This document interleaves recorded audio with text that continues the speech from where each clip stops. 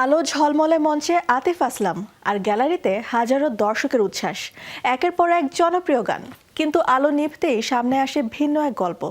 যে রাতটি হওয়ার কথা ছিল শুধুই গানের, সেই রাতই এখন প্রশ্নের।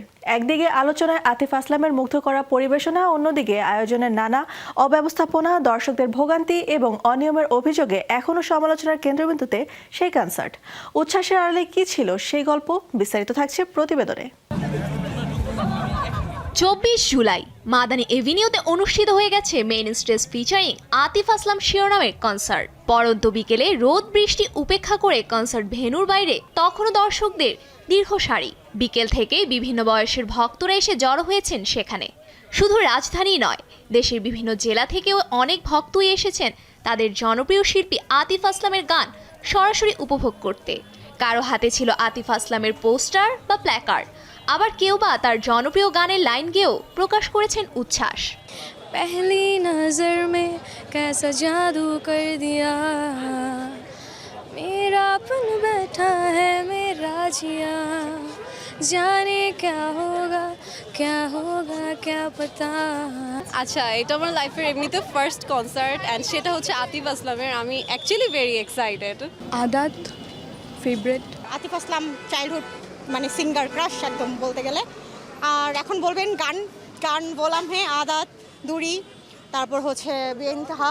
বিকেল পেরিয়ে সন্ধ্যা ঘনিয়ে আসতেই মঞ্চে একে একে পারফর্ম করেন দেশীয় ব্যান্ড মেঘদল ও লেভেল 5।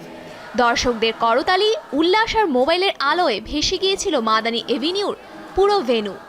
ঠিক ঘড়ির কাঁটায় যখন রাত 9টা, তখন মঞ্চে ওঠেন আতিফ আসলাম, আর মুহূর্তে উচ্ছ্বাসে ফেটে পড়ে ভক্তরা। একের পর এক জনপ্রিয় গান পেহলি নজর মে, জিনা জিনা, তেরা হোনে লাগা হু, দিল দিয়া গালানের পাশাপাশি সুফিবাদী গান পরিবেশন করে মাতিয়ে রাখেন পুরো অনুষ্ঠানস্থল। তবে করতালির শব্দ থামতেই সামনে আসে আরেক গল্প। আনন্দের পাশাপাশি আলোচনায় উঠে আসে নানা অনিয়ম, অব্যবস্থাপনা ও বিতর্ক। সামাজিক যোগাযোগ মাধ্যম থেকে শুরু করে বিভিন্ন মহলে এ নিয়ে চলছে ব্যাপক আলোচনা সমালোচনাও। কনসার্টে অংশ নেওয়া দর্শকদের অভিযোগ, প্রবেশ পথে দীর্ঘ সময় অপেক্ষা, টিকিট যাচাইয়ে ধীরগতি, পর্যাপ্ত দিক নির্দেশনার অভাব এবং অতিরিক্ত ভিড়ের কারণে চরম ভোগান্তিতে পড়তে হয়েছে। নির্ধারিত সুবিধা না পেলেও কিনতে হয়েছে উচ্চমূল্যের টিকিট।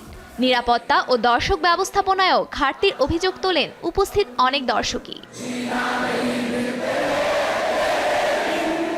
এদিকে কনসার্টকে ঘিরে টিকিট বিক্রি, ভিআইপি সুবিধা এবং আয়োজনের বিভিন্ন দিক নিয়ে সামাজিক যোগাযোগ মাধ্যমে ছড়িয়ে পড়ে নানা অভিযোগ। কেউ অনিয়ম ও আর্থিক অসঙ্গতির অভিযোগ তুললেও এসব অভিযোগের পক্ষে আনুষ্ঠানিকভাবে যাচাই করা তথ্য বা সংশ্লিষ্ট কর্তৃপক্ষের চূড়ান্ত তদন্ত প্রতিবেদন প্রকাশিত হয়নি এখনো। ফলে বিষয়গুলো নিয়ে জনমনে তৈরি হয়েছে নানা প্রশ্ন। তবে শিল্পীর পারফরম্যান্স প্রত্যাশা পূরণ করলেও আয়োজকদের ব্যবস্থাপনাগত দুর্বলতা পুরো আয়োজনের অভিজ্ঞতাকে ম্লান করে দিয়েছে। সব মিলিয়ে আন্তর্জাতিক মানের কনসার্ট আয়োজনের ক্ষেত্রে শুধু বড় শিল্পী আনাই যথেষ্ট নয়, সমান গুরুত্ব দিতে হয় পরিকল্পনা, নিরাপত্তা, স্বচ্ছতা এবং দর্শক সেবায়ও। আর তাই ভবিষ্যতে এ ধরনের আয়োজনকে আরও সফল ও বিতর্কমুক্ত করতে সংশ্লিষ্টদের কার্যকর পদক্ষেপ নেওয়ার দাবি সংশ্লিষ্ট এবং দর্শকদের। Safura Afrin, showbiz tonight.